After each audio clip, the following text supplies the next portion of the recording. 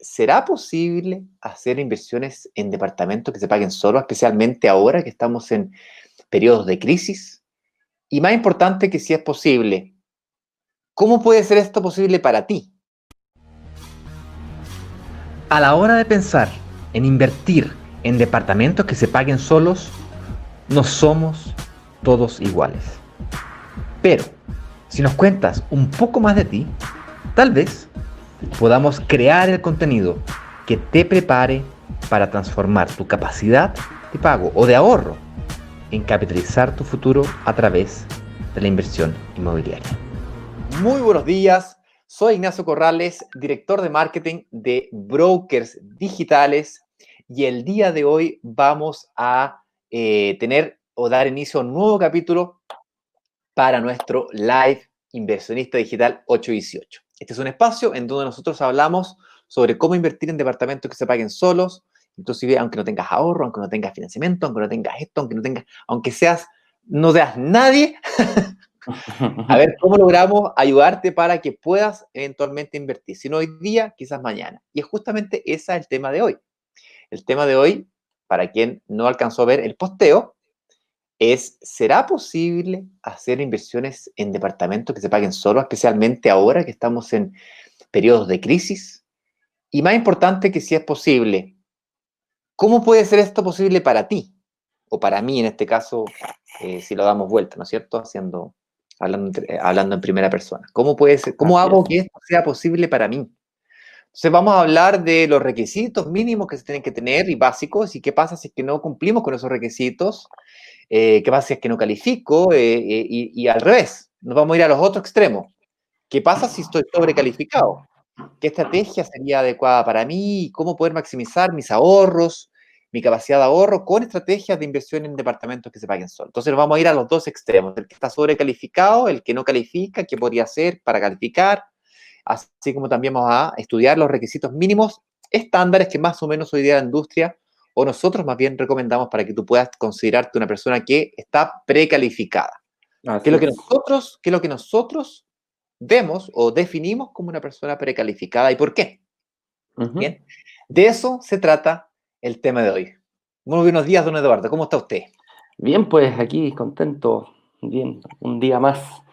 Bien, vámonos con el primer punto. El tema de hoy, Dale. entonces, como estábamos viendo recién, ¿será que es posible invertir, sobre todo en periodos de pandemia? Pero antes de que nos vayamos al primer punto, fíjate, hablemos un poquito de ¿será posible en términos generales? Bien.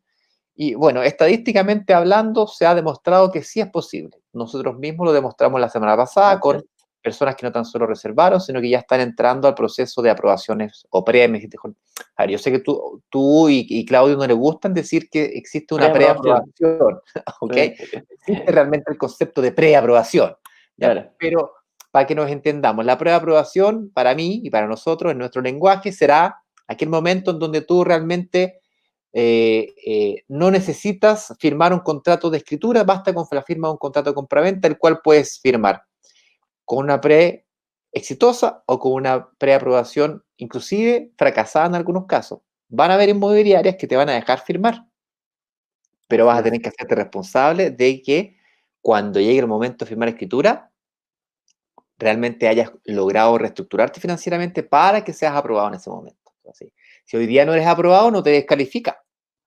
Oye, ¿y con DICOM se puede, Ignacio, no? Con DICOM se puede, pero depende. Nuevamente, la típica respuesta, depende. Depende. Depende del En DICOM. economía todo depende, es impresionante. Todo depende. Lógicamente depende del DICOM. Si estamos hablando de que, no sé, de una carpetera que se olvidó pagar y no te diste cuenta, no es lo mismo que tener una insolvencia personal. Bien, no es lo mismo. Bien. Así es. No es lo mismo deberle a una casa comercial que deberle a un banco. Entonces, hay diferentes escalas.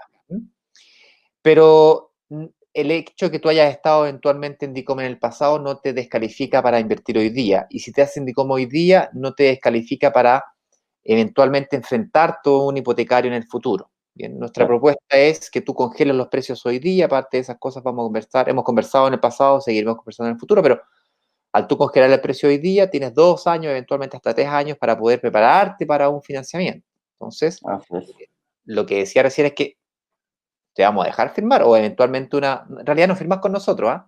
Firmas con la inmobiliaria. con la inmobiliaria. Sí. Hay inmobiliarias que te van a dejar firmar, pero con las cartas sobre la mesa, o sea, viejo, estás rechazado porque estás en DICOM, y para poder salir aprobado tendrías que hacer esto, si estás de acuerdo en hacer todos esos cambios, claro, bajo tu riesgo y tu responsabilidad, te dejamos firmar. En caso principalmente, de no, en caso, sí, ojo acá, porque para dejarlo bien claro, en caso de no cumplimiento, multa. ¿Bien? Vas a perder, claro. Vas a perder plata. ¿Cuánta plata? Toda. Todos tus ahorros, o todo lo que le hayas pagado a la inmobiliaria, o el 70% en algunos casos, depende del contrato de compraventa, pero generalmente son bien leoninos. ¿Por qué son tan leoninos? Y me estoy desviando un poquito de tema acá, pero ¿por qué la inmobiliaria es tan leonina en cobrarte todos tus ahorros cuando le pagaste todo el pie y no saliste aprobado en el banco? Eso debe estar prohibido, ir a protestar, ¿bien? Aunque yo tengo la misma sensación que tú de un poco de rabia y de sensación de injusticia, si tú lo miras con empatía del otro lado de la inmobiliaria, la razón por la cual la inmobiliaria es tan rigurosa es porque quiere tener un edificio vendido firme, bien vendido. ¿Bien? Así es. No una cosa así media tránsfuga que al final es puro humo y no es real.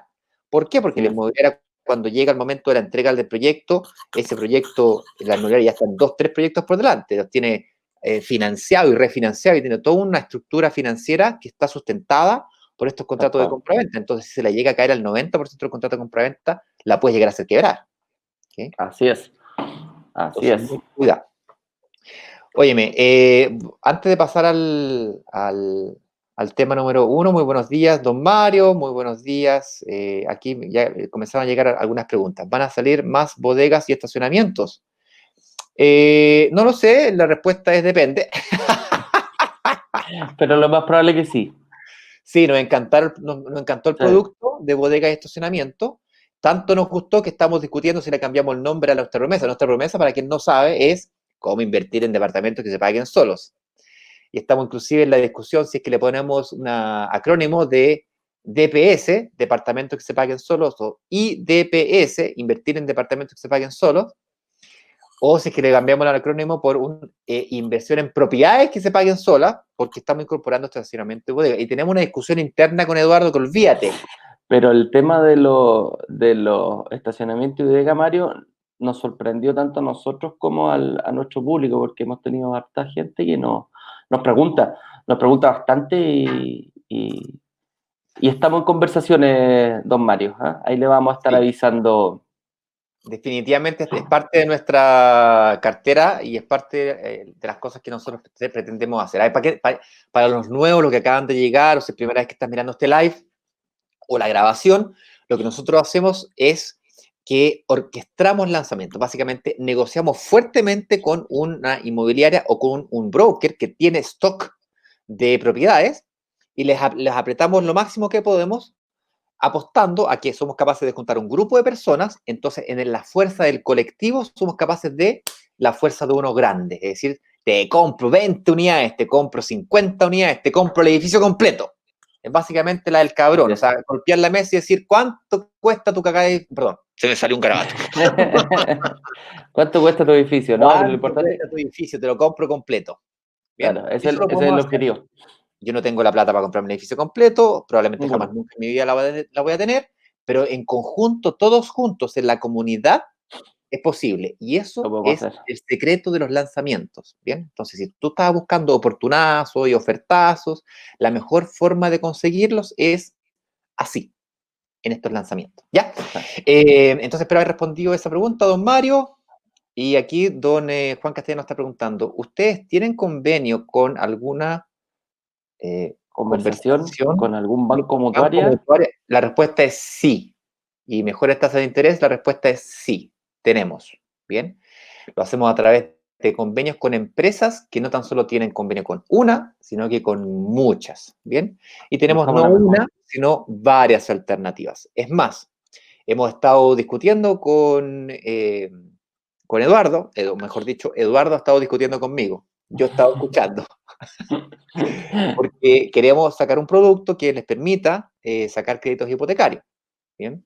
y ofrecer eso como un servicio. ¿Bien? Más que un crédito hipotecario, es una reestructuración financiera. ¿Bien? Es lo que nosotros llamamos Independiente, estrategia. Es lo que estrategia. llamamos estrategia. Estrategia financiera. En el fondo es preparar a la gente que quiere, porque nos han llegado muchas preguntas Sí, y la verdad que no tenemos cómo abarcarlo en ese sentido y es un trabajo desgastante, o sea, no es, eh, no es menor, como no es menor. dijéramos.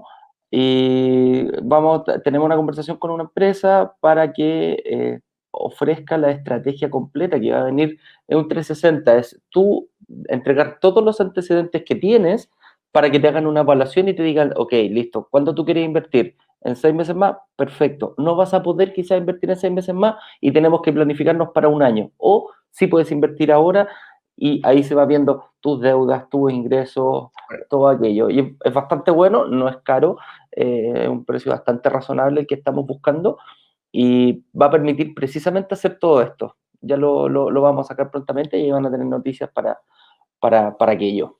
Correcto. Ahora, ese ejercicio que acaba de describir Eduardo muy bien, nosotros lo hacemos con quienes reservan. Bien, con quienes reservan Claro, unidades, nosotros es parte de uno de los bonos que nosotros otorgamos es ese ejercicio. claro. Bien, pero si tú no reservas y no quieres hacer ese ejercicio de reservar, por la razón que sea, podrás comprar el servicio aparte. ¿Ya? Y esa es la Claro. discusión que estoy yo con Eduardo, si es que lo hacemos, no lo hacemos, cuándo lo hacemos y cómo, cuándo, dónde. Pronto, Pronto. pronto, Ah, pronto aparecerá. Pronto. pronto aparecerá, sí.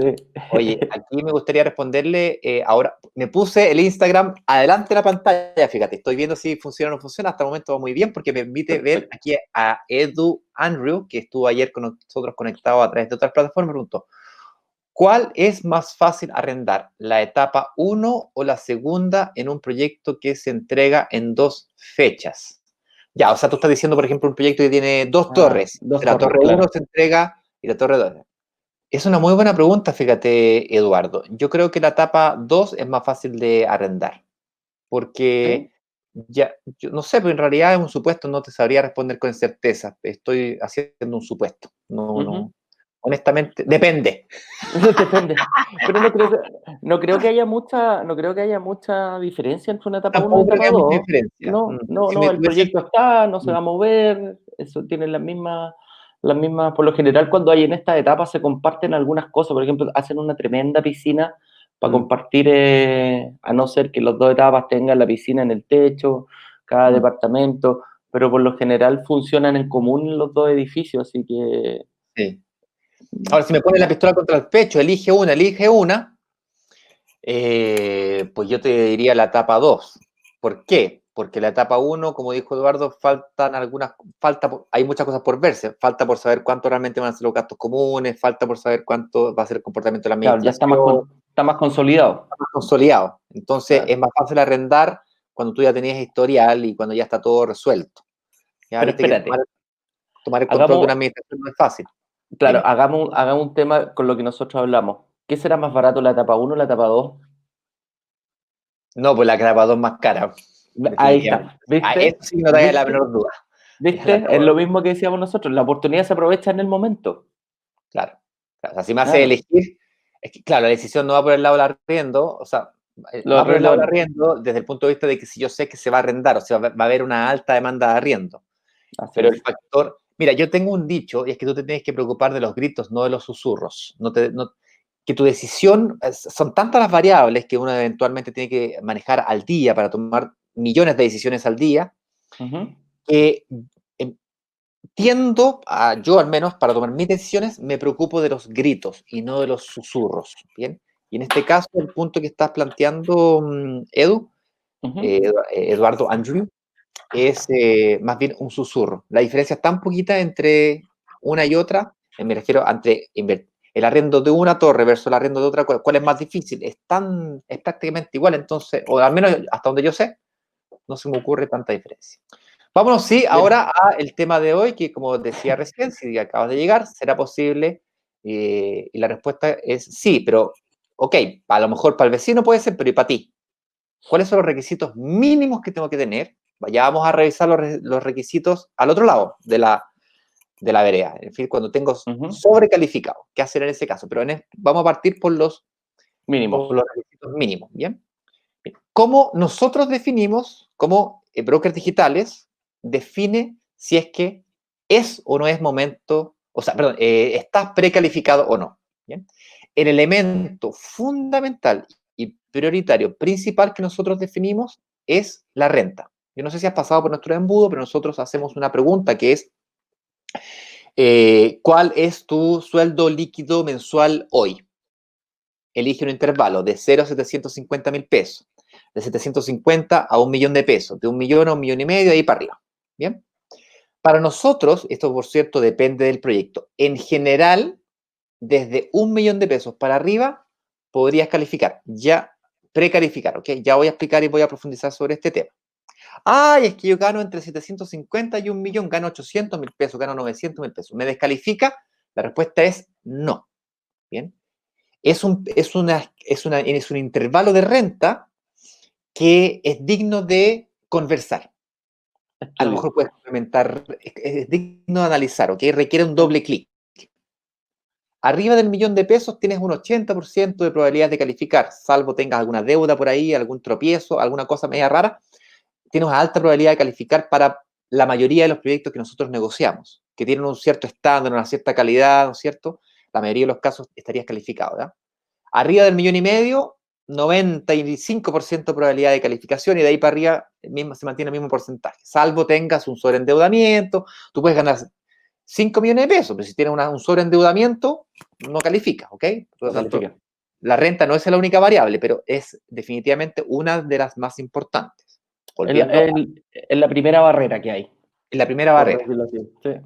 Correcto. Entonces, Ignacio, ¿pero qué pasa si yo tengo una renta entre 750 y 1 millón de pesos? Tenemos que entrar a conversar. A lo mejor puedes complementar renta, a lo mejor tú crees que ganas esos sueldos líquidos, pero en realidad recibes una pensión de alimento, o a lo mejor recibes otros ingresos que no los tienes dentro de tu matriz como considerado ingresos, que habría que entrar a evaluar.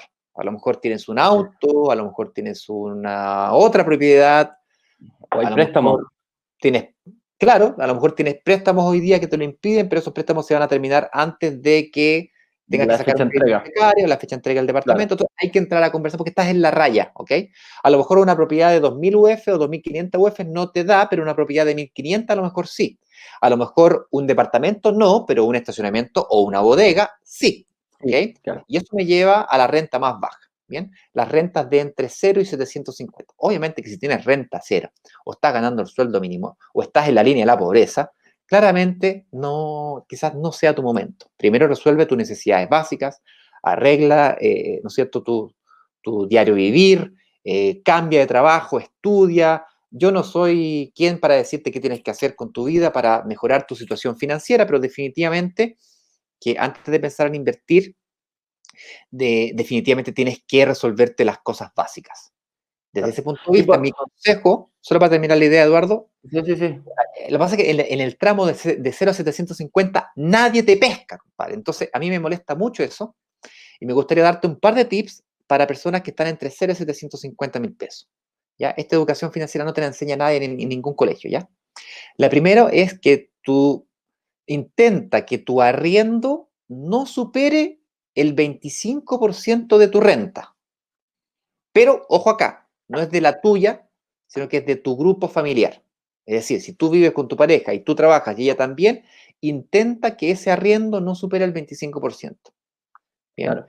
que yo entiendo que tú vives de llegado y que arriendas una pieza. Ok, yo te estoy diciendo lo que yo te recomiendo desde el punto de vista financiero, matemático. Ok, emocional, ahí ya no soy psicólogo, ahí no me puedo meter.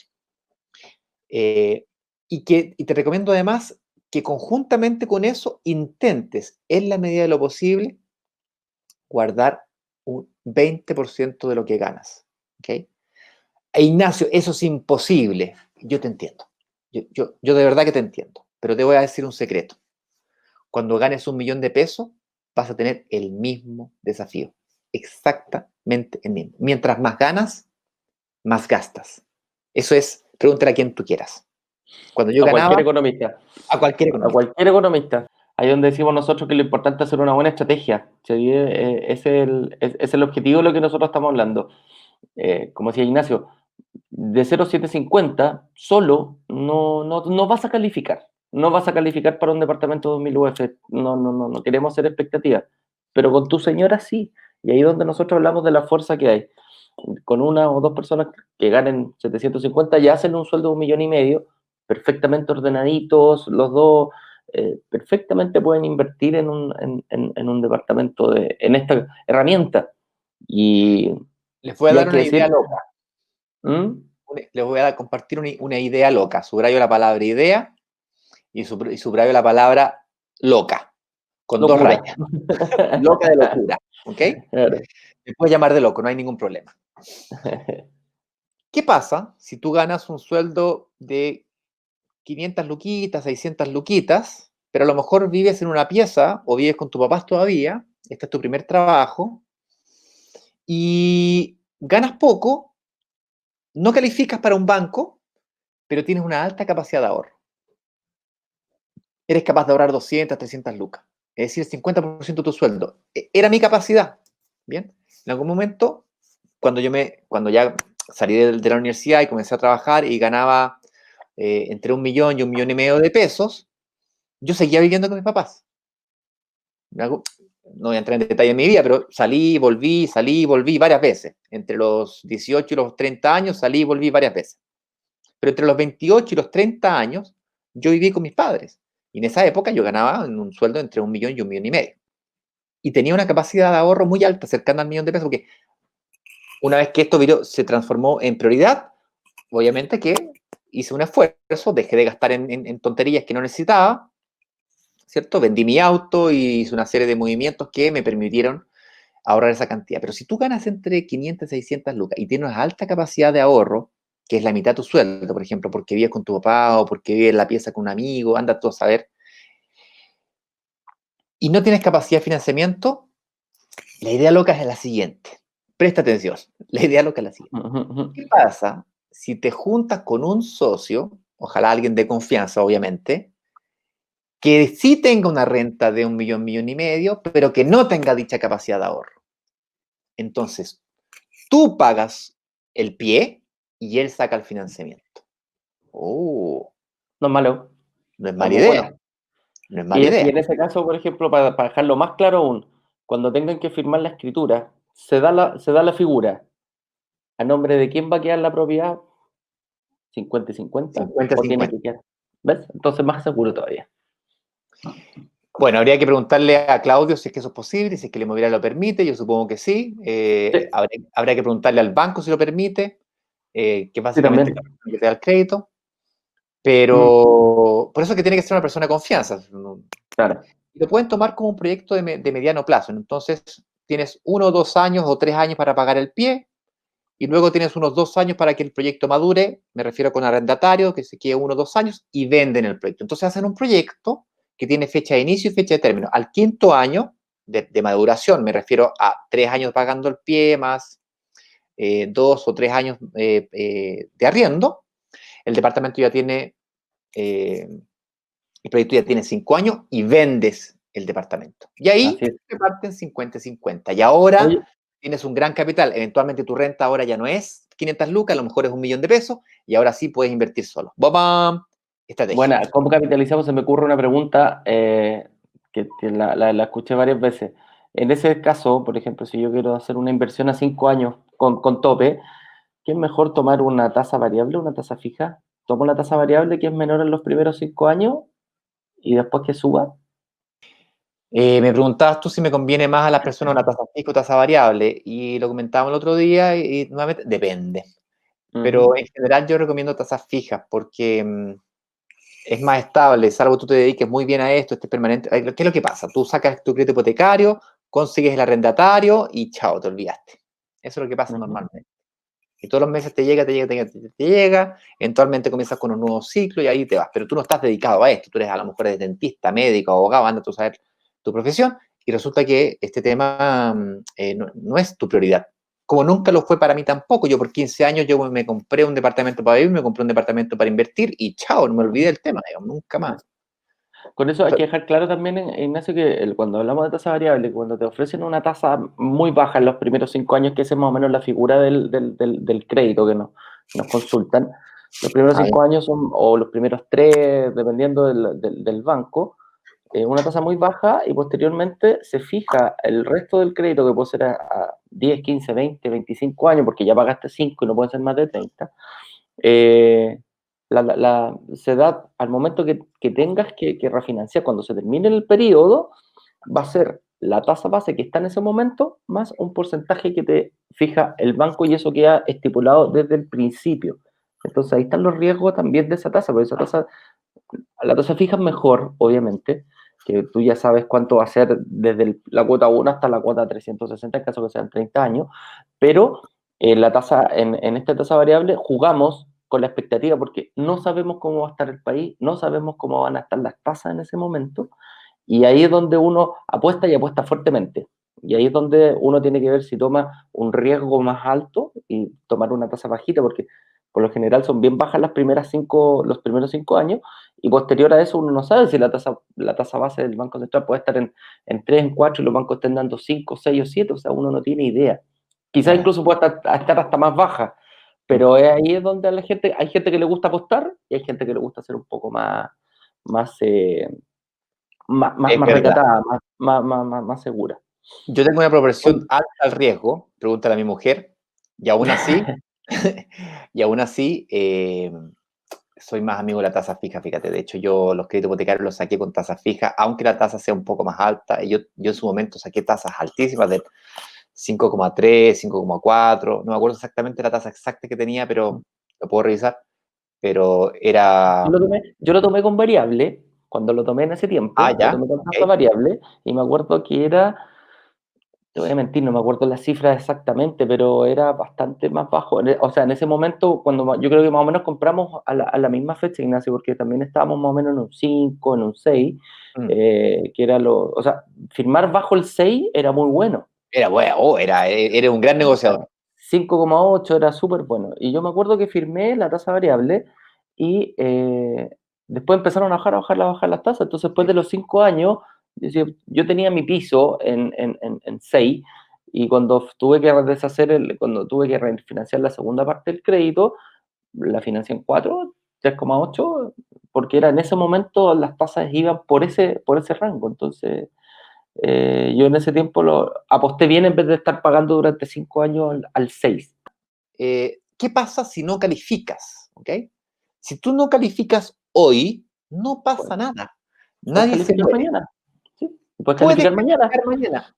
Tu peor escenario es mejor que ayer, porque hoy día por lo menos sabes que no calificas, y sabes no tan solo sabes por qué no calificas.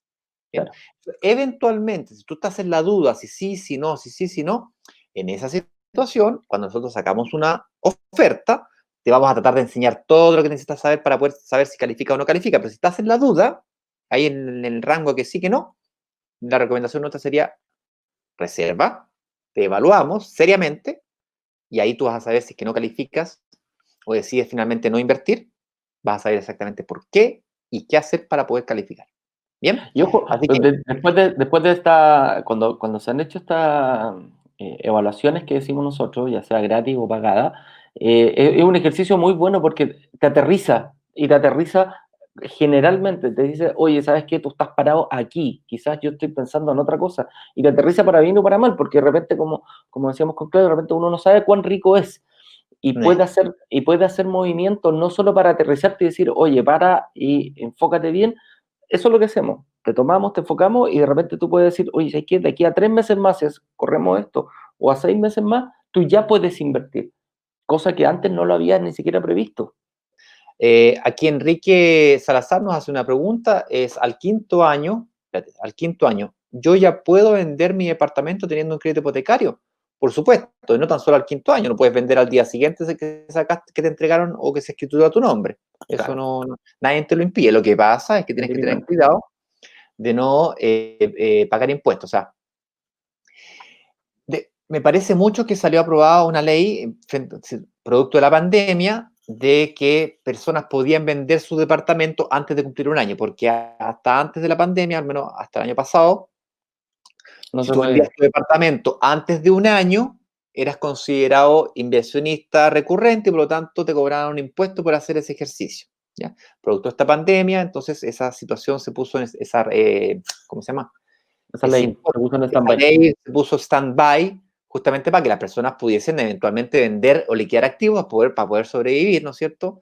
En situaciones como esas. De hecho, es más, ¿te acuerdas que nos pusieron un comentario que es súper negativo y así reclamando de que las propiedades no se pagan solas? Y de hecho, de ahí salió parte de este tema, porque no se pagan solas, eso es una falacia, eso es una mentira, porque yo invertí en un departamento y más encima que no pude pagarlo y tuve que venderlo. Y yo me acuerdo que tú le respondiste de forma muy sabia, le dijiste, mira, por lo menos pudiste venderlo. Y ese acto de vender tu propiedad hizo que capitalizaras y puedes no tan solo capitalizar los ahorros que hiciste durante 2 o 3 años, sino que además te ganaste la plusvalía de ese periodo. Entonces, y después el tipo bajó, ¿te acordás? claro, me acuerdo Bajó, perfecto. dijo, ¿de veras? No, dijo, ¿de veras? No lo había pensado de esa En forma. realidad no lo había visto de esa manera. Claro, estaba yo muy enojado. El tipo estaba muy frustrado, enojadísimo, porque se había visto en la obligación de tener que vender un activo. ¿Bien? Seguramente él tenía proyectado que su activo se le pague solo para poder preparar su jubilación. Y cuando tú te proyectas en ese sentido, claro, lógicamente que es frustrante. Pero si lo analizas desde el otro ángulo, es chuta. Imagínate si tú no hubieses invertido. Claro. Ahí sí que sería complicado. Ahí sí que tenés nada de dónde agarrarte. Esto es más, Eduardo, fue exactamente esa situación la que a mí me hizo entrar al mundo inmobiliario. Y el banco me refinanció mi hipoteca, pero eventualmente yo podría haber vendido mi departamento también y habría sido la única ancla de la cual yo me podría haber agarrado. Así es. Y lo Oye, importante que lo que hizo este chico, ya lo hizo una vez, puede hacerlo por segunda vez, claramente. ese otro ángulo. Ese es otro punto, Excelente, claro. Eduardo. Efectivamente, una vez que tú Claro, desarrollas la habilidad de invertir en departamentos que se paguen solo, es decir, claro. eres capaz de superar la barrera de tomar la decisión, de superar el miedo de hacerlo. Eres capaz no tan O sea, solo de hacerlo, sino que además cumpliste con los pagos, sacaste tu crédito hipotecario realmente, lo escrituraste tu nombre, arrendaste el departamento, desarrollaste una habilidad. Esa así habilidad, esa es. nueva habilidad, nunca es como andar en bicicleta, nunca la pierdes. No. Óyeme, ahora sí, vámonos al otro lado de la vereda. Bueno, ¿qué pasa si es que yo estoy sobrecalificado? Estoy sobrecalificado desde el punto de vista de que tengo, no sé, 50 millones de pesos ahorrados y además tengo un sueldo de 4 millones de pesos, soy capaz de ahorrar 1 millón de pesos. Soy médico, soy dentista, soy abogado, no sé, soy ingeniero, Empresario. soy director comercial de una empresa llamada Brokers Digitales. Claro. Así es. Haciendo un caso hipotético en donde encontramos una persona que tiene 50. ¿Qué hacemos en ese caso? ¿Qué estrategia podríamos seguir en esa situación? Primero, es más complicado porque tienes un abanico enorme de posibilidades. Invierto en terreno, invierto en oficina. Ahora las oficinas están baratas, me dijo uno. Es buen momento invertir en oficinas, las oficinas están baratas. Sí, pero ¿quién te garantiza que la oficina, los locales comerciales? O sea, con todo esto de la pandemia y con la situación del estallido social, ya no es tan buen negocio tener un local en el centro. ¿Y dueño de restaurante? Sin embargo, los edificios de vivienda residencial, que son los departamentos para vivir, siempre van a necesitar gente para vivir. O sea, Sí, pues. pandemia, no pandemia, terremoto, no terremoto. Yo me acuerdo que para el terremoto, paréntesis, para el terremoto me acuerdo perfectamente que todos los departamentos de edificios altos estaban como desocupados, estaban baratos. Nadie Por el quería miedo. arrendar, ni mucho menos vivir en un departamento de más de 10 pisos. Del piso 10 para arriba nadie quería meterse. ¿Te acuerdas de eso? El 2010, 10 años Sí. atrás. Sí, bueno, me acuerdo bueno, hay mucha gente que le tiene miedo a los terremotos y a los temblores, obviamente, pero los pisos, yo me acuerdo que los pisos 25 era como, oh, qué valiente eres. ¿Cómo Sí, vives en un piso 25? No, no, se te ocurre. pero eso no Eh, pasó, no pasaron 4 meses, 5 meses, no pasaron un ¿Mm? semestre y ya están todos arrendados y Sí, fantástico. sí, ¿Bien? sí, pues si estamos acostumbrados a vivir con eso. Entonces, yo tengo 50 millones de pesos y además soy capaz de arrendar 1 millón de pesos, Ignacio. ¿Qué hago? ¿Bien? Bueno, lo primero sería evaluar tu real capacidad de financiamiento. Eso es lo primero, primerísimo, ¿ok? La Sí, teoría porque dice, esa capacidad de financiamiento se hace de la misma forma que una persona que gana 700. Eso sí, se le pide exactamente lo mismo, no hay son los ninguna mismos datos, diferencia. ¿ya? Claro, los mismos datos. Los mismos datos. A ver, yo el otro día explicaba que una forma sencilla de calcular tu capacidad de financiamiento era calcular tu renta líquida real disponible y multiplicarla por 50, y eso es más o menos la propiedad que te podrías comprar, ¿bien? Entonces, antes de irnos por el lado de la renta, que no es exactamente, dije renta real disponible, la pregunta que me tendrías que estar haciendo es, Ignacio, ¿qué es eso de la renta real disponible? Okay, ya te voy a responder, chuta, son las 9 de la mañana, o quizás lo dejamos para el próximo capítulo, pero el ejercicio de la persona que tiene 50 millones, ¿bien? Esta persona cuando tiene 50 millones, lo único que tiene es capacidad de pago de pie. Junto con su renta de 4 millones y su capacidad de ahorro de 1 millón, que es el ejercicio que estábamos haciendo aquí, lo único que realmente tiene es capacidad de pago de pie. No necesariamente tiene capacidad de financiamiento. La probabilidad es alta que la tenga porque si es capaz de ahorrar, es capaz de tener ahorro, la probabilidad de que no esté endeudado y que esto y que lo otro es muy alta. ¿Bien? Y que tenga una capacidad de financiamiento holgada que le permita hacer inversiones quizás en varias propiedades es muy alta, ¿bien? Pero no garantizada. Por lo tanto, se repite lo que tú dijiste recién, Eduardo, el análisis es exactamente el mismo. Es ingreso real disponible. Mira, para hacer la corta, se nos acaba el tiempo. El ingreso real disponible es lo que tu capacidad real de servir una deuda. Es decir, el total de tu matriz de ingresos restado el total de tu matriz de gastos. Específicamente, cuando me refiero a gastos, me refiero al colegio de los niños, me refiero a el créditos de consumo y créditos hipotecarios eventualmente. Si tú tienes un crédito de consumo para tu auto de 200 lucas y tienes un hipotecario de 800.000 pesos, 1 millón de pesos de esos 4 millones de pesos se te restan a tu ingreso real disponible. Es decir, tu real capacidad de ingreso es 3 millones multiplicado por 50. Y por cierto, 50 es un valor aproximado, no es exacto. Cada institución tiene sus propias reglas. Puede ser 45, puede ser 40, puede ser 55, puede ser 60, depende de la institución financiera, del estado, de la situación macroeconómica del país. Y por cierto, también depende mucho de ti y de tu comportamiento de pago, que también es una variable. Si tú pagas todos los días atrasado, yo antiguamente pagaba así, viejo. Ay, me olvidé pagar el dividendo. No importa, pago el próximo mes. Y me llamaban, qué sé yo, ay, me olvidé, pagué dos dividendos juntos. Y ese es un comportamiento errático, te perjudica fuertemente en tu capacidad de financiamiento. Pero entonces supongamos que tienes esa capacidad de financiamiento, ¿no es cierto?, de 3 millones de pesos por 50, estamos hablando de 3 por 5, 15, 150 millones. 150 millones de pesos. ¿En cuánto está la UEF? En 28. ¿Cuántos son la UEF? Si lo cerramos en 30.000, está casi 29.000, pero si lo cerramos en 30.000, una propiedad de 5.000 UF sin problema. Bien. Sí. Tú te podrías financiar una propiedad de 5.000 UF. Espérate, no. Financiamiento de 5.000 UF, ojo que hay que poner un pie. Entonces, si ponemos el 10%, para allá me quedé. Claro, son 5.000, el valor total sería 5.500. Te van a dar un financiamiento de 5.000 UF. Claro. Tú podrías pagar un pie de otras 5.000 UF y comprarte una propiedad de 10.000 si tú quieres. Claro. Pero si lo tiramos al 20% normal, serían 6.000 UF, una propiedad de 6.000 UF. Si tienes 50 millones de pesos ahorrados, claro. que fue lo que dijimos, tienes 50 millones de pesos ahorrados, más una capacidad de ahorro de 1 millón de pesos, ¿cierto? Ya, pues si quisiera comprarse una propiedad de 10.000 UF, esta es la realidad de muchas familias de ingresos medios altos, para comprarse una propiedad de 10.000 UF, un departamento en Las Condes con vista al mar, ese gallo tendría que, o esa familia tendría que utilizar poner 5.000 UF, claro. Poner 5.000 UF. 5.000 UF. ¿Cierto?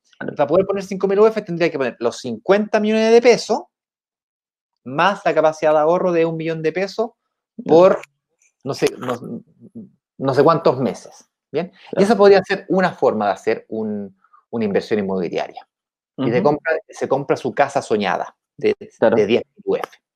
O invierte en distintos departamentos. Otra estrategia es que arriende el departamento de 10.000 UF y todo su capital lo utilice para comprarse no un departamento chiquitito, varios departamentos chiquititos. Claro. ¿Bien? Claro que sí.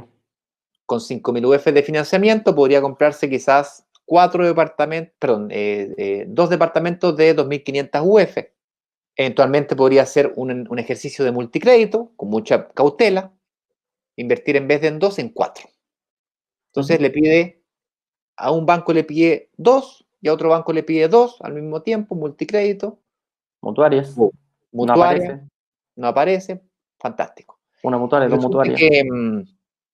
resulta que tú maximizaste tu capacidad de financiamiento porque te financiaban 5.000 y ahora, dado que tienes una capacidad de pago de pie alta, resulta que te endeudaste por 10.000. ¡Oh, qué terrible endeudamiento! Momentito. Es una deuda buena que le hemos dicho varias veces, en donde esos 10.000 están arrendados esas deudas, por lo tanto, la deuda la paga el arrendatario. No la Y el pagas tú. arriendo que estás pagando tu departamento de 10.000 UF, la está pagando el arrendatario. Entonces estás capitalizando igual, pero en vez de capitalizar por 5.000, estás capitalizando por 10.000. Así es. Es una estrategia, pero para poder hacerla, necesitas hacer el famoso multicrédito, del cual yo estoy a favor y en contra. ¿Bien? Es muy arriesgado. Esto sí que es arriesgado. Es muy arriesgado. Es súper Lo que pasa es que arriesgado, pero al hacer un multicrédito te puede tirar abajo toda la inversión por 1 o 2. O sea, si tenemos sí. 4 y tenemos 2 que están mal, esos 2 te pueden tirar abajo la inversión completa que están bien. Entonces, es un tema arriesgado, pero hay que ver cómo se puede. ¿Sí? Pero posible. Yo tengo, ¿Sí? recuerda que en el caso que estamos evaluando, el tipo tiene 50 millones de pesos y por lo tanto él podría perfectamente pagar el pie de esas 4 departamentos al contado y sacar una entrega inmediata. Y con su capacidad de ahorro invertir quizás en 2 propiedades adicionales. ¿Cachai? Claro. Entonces hace un multicrédito hoy, que hoy en Chile sí es posible, y hoy hace su capitalización y con su capacidad de ahorro invierte congela el precio de 1 o 2 departamentos y hace de aquí a 2 años, cuando sea la fecha de entrega, hace una compra en blanco y una mezcla de entrega inmediata en blanco. ¿Te das cuenta? Entonces, hay un abanico, es mucho más complejo asesorar a una persona que está al otro lado de la vereda, que tiene alta capacidad de ahorro y altos ahorros y rentas altas, que una persona que tiene una renta de 1,5 millones, 2,5 millones y que tiene una capacidad de ahorro entre 200 y 300 millones. Claro, son distintos enfoques, totalmente distintos. Totalmente. Cada uno tiene su complejidad, pero lo importante es que no te discrimina solamente tener 3, 4, 5 millones de pesos. Podemos invertir desde muy poquito y eso es lo que nos gustaría a nosotros, abrirle los ojos a la gente. Bien. Aquí don Enrique, que es la persona que nos preguntó si es que se puede vender al 5.º año, nos pregunta entonces, ¿a qué cantidad de años es recomendable vender una propiedad? Me vas a creer que esta misma pregunta yo se la hice a un experto inmobiliario. Te estoy hablando de una persona que tiene 20 años de experiencia en la industria, de una persona que tiene 30 departamentos a su nombre, su esposa tiene 15 departamentos a su nombre, que ha comprado y vendido un sinnúmero de propiedades, ha asesorado a un sinnúmero de clientes. Y le pregunté, ¿a cuántos años él recomendaría vender una propiedad? Y la respuesta es, no vendería nunca una propiedad, ¿ok? Pero, si tiene 40 departamentos, claramente no nos vende. Pues. Claro, no vendería nunca una propiedad. Esa es la primera respuesta que me dio. Y la segunda respuesta que me dio es, pero si tuviese que hacer superciclos, de hecho, él fue el que me enseñó la estrategia de los superciclos, estratégicamente yo vendo y compro, vendo, capitalizo y compro más, que supongo es la estrategia que don Enrique está queriendo hacer acá.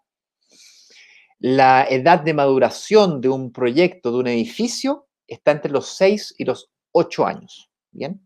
Porque al igual que cualquier activo, al igual que un auto, 0 kilómetros, que te lo compras y lo empiezas a usar, comienzan a fallar cosillas, ¿no es cierto? Tienes que cambiar la bomba de agua, tienes que cambiar esto, acá, reparaciones, esto. Entonces el edificio comienza a envejecer a partir del 8º, 10º año. ¿Vendrá un especialista que me contradecirá lo que estoy diciendo? Puede ser. Pero si yo no soy experto en esto y me quiero asegurar, es como es como recomiendan, tú trabajaste en venta de automóviles y seguros para automóviles. ¿Cada cuántos años tú recomendarías vender un vehículo o renovar tu vehículo? Claro, o sea, en el mercado se supone que son cada 2 años. Cada 2 años. Te ahorras toda la depreciación. Claro, te ahorras toda la depreciación del auto. Correcto. ¿Cuántos años puede durar un vehículo? 10, 15, 20, 30. 50, 30 años. ¿Entiendes? Ok, entonces la vida de un vehículo no tiene relación con cuándo me conviene venderlo. Claro. La respuesta cuándo te conviene va a depender mucho de tu estrategia, pero si fuéramos a responder a tu pregunta específica, don Enrique, sería entre los 6 y los 8 años, el edificio ya tiene una madurez, no tan solo el edificio, ojo, también el barrio, área o sector. Recordemos que aquí estamos hablando de barrios emergentes y por lo tanto el barrio en 6 a 8 años pasa de ser un barrio emergente a un barrio consolidado o en vías de la consolidación, como lo que pasó en Las Condes o como lo que está pasando en Ñuñoa, como lo que está pasando en Santiago Centro, como lo que pasó en Providencia. Chiquillo, fuerte abrazo, Chao, nos vemos. muchachos. Nos vemos. Cuídense, Chao, por chao. favor.